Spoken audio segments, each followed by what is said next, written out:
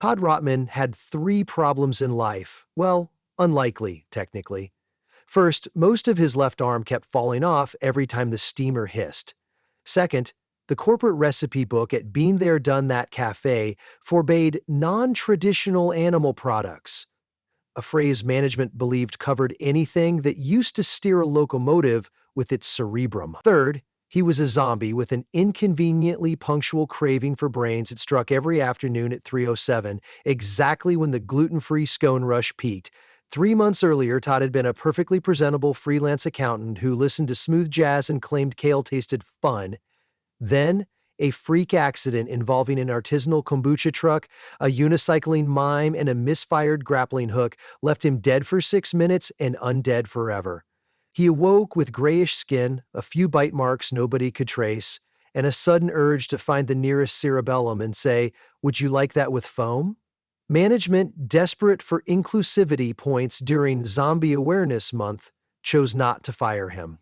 Instead, they issued Todd a hairnet, a medical-grade finger sling, and a laminated badge reading Diversity Hire. HR explained that customers might be alarmed if he gnawed on anyone's frontal lobe, so corporate chefs developed a craving mitigation plan. It consisted of 2 sticks of spearmint gum and several TED Talks about mindful snacking. None of it helped. By late October, Todd's undead colleagues had taken to hiding behind the burlap bean sacks whenever he sighed, "Brah," in that longing, hollow way. Even gentle Moonbeam, the barista who wore an upcycled curtain as a skirt and sprinkled turmeric in her espresso for solar vibes, grew skittish. "Todd, babe, your aura's looking hungry." One drizzly Tuesday, a regular hipster named Phoenix with an ironic mustache so wide it interfered with Wi-Fi signals, ordered the Love Me Leave Me espresso con honey and dropped a complaint in the suggestion box. "Menu feels stale. Need experimental drink. Something with gravitas." Moonbeam read it aloud while Todd tongued his runaway pinky back onto his hand. "What about a savory latte? Mushroom foam?" she mused. "Brains," Todd whispered. "Savory, protein-rich, ethically questionable brains." Moonbeam's eyes sparkled. "OMG, that's edgy, but we'd need vegan brains or at least cruelty-free ones." That evening, Todd trudged to the walk-in fridge, pondering supply chains. Actual human brains were obviously a legal non-starter. He had skimmed the FDA manual while eating the corner of it. Pig brains, too pedestrian. Soy brains, too 2014. He remembered a headline he'd seen flicker across a phone someone left on the tip jar. 3D printed organs now taste exactly like the real thing. Say, confused Germans. If labs could print kidneys, surely they could print something spongy and cerebral. Todd placed a covert order with Neuronique Labs for 2 pounds of plant-based neuroprotein substrate, organic, gluten-free, and inexplicably certified kosher. He expensed it under miscellaneous paper goods. When the box arrived, Moonbeam helped unseal it. Inside lay shimmering gray cubes that smelled faintly of shiitake and library paste. "It's kinda beautiful," she said, poking it with a compostable straw. Todd spent the night experimenting, fueled by his unnatural stamina and the fact that the graveyard shift barista, a philosophy major named Grouper, rarely noticed anything after 2 a.m. He pureed the cubes with cold brew concentrate, added oat milk for hipster compatibility, slipped in single origin dark chocolate for mouthfeel, then hit frappe. The blender roared. A waft of earthy, slightly metallic aroma filled the cafe. Todd drizzled the result into a mason jar, topped it with whipped coconut cream, and garnished it with a single freeze-dried cricket for crunch. He slurped. His undead eyes rolled back. It was creamy, savory, lightly sweet, and most important, scratched the primal itch beneath his skull. At 5:55 a.m., Moonbeam shuffled in yawning. Todd shoved the jar into her hands. "Try," she adjusted her succulence-embroidered beanie, took a sip, and gasped. "It's like a milkshake had a philosophical conversation with a pate." She chugged half, then hopped on Instagram Live. Within minutes, Brain Frap trended among local influencers. By 9 a.m., the line stretched past a feral kale garden and 4 struggling poet cellists busking for rent money. Customers debated tasty notes. "I'm getting hints of umami, burial soil, and childhood nostalgia. That was when the hunters arrived. Every November, plaid-clad deer seekers descended on town before traipsing into the conifer forests. They usually stopped at Been There, Done That, strictly for black coffee and bear claws. But Malcolm Buck-Stopped McCoy, lead hunter and unofficial mayor of Camouflage County, had seen a tweet. New Frappuccino tastes like victory. The accompanying photo showed Moonbeam giving the peace sign while Todd lurked behind her, eyes glowing like malfunctioning light bulbs. Malcolm nudged his buddies. Boy, we're detouring. They marched in, boots leaving mud across the reclaimed wood floor. Hipsters clutched their hemp laptops. Todd, startled, nearly served a cinnamon broom instead of a stirring stick. Malcolm slammed a hand the size of a ham onto the counter. Heard you got something with protein. Todd gulped, screws in his neck squeaking. Sure do, sir. One brain frappuccino, iced or blended. Make it double. I've been gutting venison since 4 a.m. He downed it so fast frost formed on his beard. His pupils dilated. Sweet mother of moose antlers, that'll keep a man awake through rutting season. He bought 4 more for the truck and tipped with 2 deer jerky strips and a bullet casing. The hunter's Instagram sphere rifle selfies, taxidermy memes exploded. Brain frap crossed demographics no marketing intern could have predicted. Hipsters loved the irony, hunters loved the protein, and goth teenagers loved posting, finally, a beverage that matches my soul. Sales rocketed. Todd's craving leveled out nicely. 2 sips per shift kept him as docile as a therapy sloth. Moonbeam devised variants, the cerebellum caramel swirl, the occipital oat latte, and a seasonal peppermint medulla. But success, as motivational posters warn, attracts scrutiny. 2 weeks into the craze, a clipboard-wielding health inspector barged in. Her name tag read, Ms. Pinkest, City of Portland, Department of Edible Oddities. She wore latex gloves and an expression suggesting she removed joy surgically. I'm here about reports you're serving, quote, brain beverages, she said, nose twitching. Moonbeam fluttered over. Namaste. They're cruelty-free, lab-printed cerebral analogs. Ingredient sheets now. Todd fetched the box from Neuronique Labs. Ms. Pincus scanned the labeling. Mild cognitive curd, soy, trace minerals, natural great, no 5. Her eyebrow arched so high it threatened the ceiling fan. This curd isn't FDA approved for drinks, only for research and novelty cheese sculptures. Also, your employee appears deceased. Todd waved a severed hand in greeting. Miss Pincus sniffed. On death is not a hygiene violation per se, but you must maintain attached extremities. She produced a tape measure. How far did that thumb travel from the food prep zone? 5 feet, give or take, Todd admitted. She jotted, ferociously. I'm shutting you down in 72 hours unless you obtain provisional clearance. Panic rippled through the cafe. Hunters protested, we need our brain juice for dawn blinds. Hipsters created petitions titled, Let the Zombie Pour. Local news aired a split-screen debate between a vegan ethicist and a competitive bow hunter. The ethicist argued that drinking faux brains normalized cannibalism. The hunter countered, Lady, I eat actual animals, but this stuff tastes like Sunday gravy. Todd realized he had 71 hours to save his job and his steady brain supply. He retreated to the storeroom, limbs rattling softly, and formulated a plan so bold it smelled of courageous rot.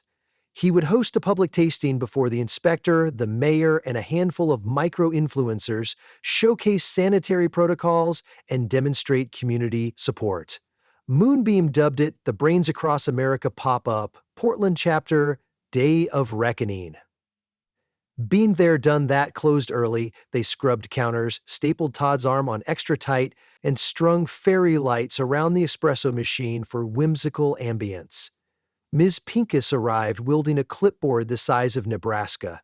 Mayor Lucinda Fairchild followed, attracted by poll numbers and free snacks. A camera crew from Weird Eats Northwest set up. Outside, hunters parked pickup trucks beside fixied bicycles. Inside, the air tingled with jittery caffeine and mild decomposition. Todd donned a bow tie and bean-bound 3-2. stepped behind the counter and began his demonstration. "First, the bass," he intoned, voice resonant like a haunted kettle drum. He poured cold brew over ice, the cascade dark as midnight tax returns. "Second, the ethically 3D printed neuroprotein, harvested without harming a single creature." He held up a shrink-wrapped hemisphere that looked shockingly authentic. Murmurs rippled. He dropped the brain substitute into the blender with oat milk, a hint of maple for local pride, and a dash of ghost pepper because Moonbeam said every drink needs a secret. Blender roared. Todd smiled his crooked post-mortem smile as he poured the creamy gray potion into recyclable tumblers. He narrated, "High in amino acids, iron, and existential wonder." He slid samples to the inspector, the mayor, and a random toddler who'd wandered off a leash. Miss Pincus sniffed, sipped, blinked twice. The mayor gulped hers and exclaimed, "Why does this pair so nicely with municipal budgeting?" The toddler giggled, then tried to bite the cup. The crowd applauded. Hunters whistled. Hipsters slow clapped, ironically. But Miss Pincus cleared her throat. "Taste is irrelevant. The question is safety and labeling. Where's the certificate of analysis?" From under the counter, Todd produced a binder thicker than his forearm, currently attached. Overnight, with Moonbeam's help, he'd convinced Neuronique Labs to fax every test result, allergen panel, and ethically sourced carbon offset they'd ever filed. Also included, a notarized letter from the Governor's Office of Futuristic Agriculture stating, "Plant-based neuroprotein substrate recognized as culinarily experimental but non-hazardous." Her eyes softened by 0.5 millimeter. "This is thorough." Moonbeam clasped her hands. "Plus, Todd's medical condition qualifies him for reasonable undeath accommodation under City Code 14B, no resident left behind the grave." "I wrote that clause," Miss Pincus mumbled. "Fine. Provisional clearance granted for 60 days, pending ongoing monitoring and mandatory lid usage on all detachable body parts." She slapped a green pass sticker on the espresso machine. The cafe erupted. Hunters high-fived hipsters, hipsters Instagrammed hunters, and Todd finally relaxed enough that only one ear fluttered to the floor. Over the following weeks, brain Frappuccino mania escalated from regional curiosity to national oddity. Food bloggers posted headlines like "Taste of Cortex," "Mocha meets Mind," and "Zombies, the next Starbucks demographic." Todd fielded offers from venture capitalists who showed up in Patagonia vests asking, "What's your burn rate besides your own flesh?" Yet he hesitated. Corporate would patent his drink, brand it something awful like Grey Matter Grande, and probably reassign him to an R&D basement where baristas go to mold. He wanted autonomy, his own grinder, and maybe a benefits package that included seamstress visits. One snowy dawn, as he adjusted the duct tape around his ankle, Malcolm Buckstop McCoy sauntered in with a proposition. "Listen, zombie bro. Hunters love your beverage. Helps steady the hand, you know. My cousin's got a vacant smokehouse off Highway 26. Swap the smoker for roasters, and we've got a rustic cafe. Reclaimed barn wood, antler chandeliers. You supply the brains, I handle distribution." "We'll pay the hipsters to design the logo, maybe a deer skull sipping a latte through a metal straw." Moonbeam overheard. "And we do poetry slams on Thursdays? Call it Zombucks, so meta it hurts." Todd's dead heart performed a faint, pleasant thud, a place where hipsters and hunters coexisted under one roof, bound by caffeine and faux cerebral matter that felt right. They drew up plans on the back of a thrift steer record sleeve. News that Todd considered leaving Being There Done That trickled up to corporate headquarters, a sterile glass tower where marketing execs named Kylie tried to understand memes. Panicked at the thought of losing the golden goose, or rather gray brain, they scheduled an emergency meeting with Todd via hologram. A shimmering VP materialized above the pastry case, saying, "We're prepared to offer stocks, a dental plan, and partial limb replacement coverage." Todd stroked his chin, where a maggot politely peeked out to hear, "I'm flattered, but stock options don't calm my craving. Freedom does." The VP froze, corporate chips overheating. Can we at least license your likeness? Only if you promise the cardboard cutout won't smell of embalming fluid, Todd quipped. He unplugged the hologram. Grand opening of Zombucks arrived the first day of spring bear hunting. Hunters rolled in on ATVs. Hipsters pedaled glow-in-the-dark unicycles. A local band called the Cerebral Cortex played ska renditions of mournful folk songs. The signature drink board read, Brain Frappuccino, the classic Synapse salted caramel cold brew, amygdala affogato topped with jalapeno gelato, vegan Cortex cooler. Zero brains, all vibes. Todd worked the counter, limbs freshly stitched, eyes bright with entrepreneurial fire. Moonbeam curated a dried flower wall that spelled think differently, drink differently. Malcolm monitored the parking lot, trading venison jerky for loyalty punch cards. Line snaked so far, a rival cafe erected a sign. We don't serve brain, but our Wi-Fi's alive. Word reached Miss Pincus, who made a surprise visit. She found Todd wearing sanitary gloves over each finger, plus one on his dangling ear. She sniffed the air, took a tentative sip of Synapse salted caramel, and cracked something resembling a smile. Remarkable. Tastes like curiosity and balanced electrolytes. She handed him an official certificate of culinary innovation. Todd pinned it next to a framed tweet from a famous tech billionaire, drinking a brain frap while coding neural implants. Feels poetic. He wondered if the billionaire realized the entire drink cost $5.75 plus tax, tips accepted in crypto or deer tags. Late that evening, after the espresso machine cooled and the hunters dozed in their trucks, Todd perched on a stool, savoring the last drops of the day's batch. Moonbeam strummed a ukulele. Malcolm cleaned a rifle with a crocheted cozy over the barrel.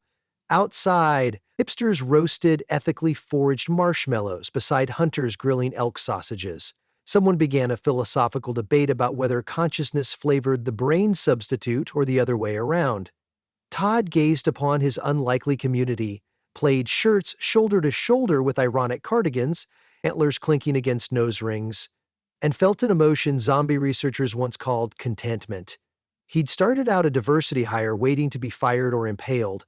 Now he was the proprietor of the only coffee house where you could order extra cerebellum sprinkles, debate Sartre, and buy ammunition, all before sunrise. His undead existence suddenly seemed very much alive, and to think it all began with an afternoon craving at 3:07:01. At 3:06 the next day, he'd be ready, blender primed, oat milk chilled, brain cubes thawed, and a neon sign buzzing above the door. Brains surfed, fresh, daily blended, not bled.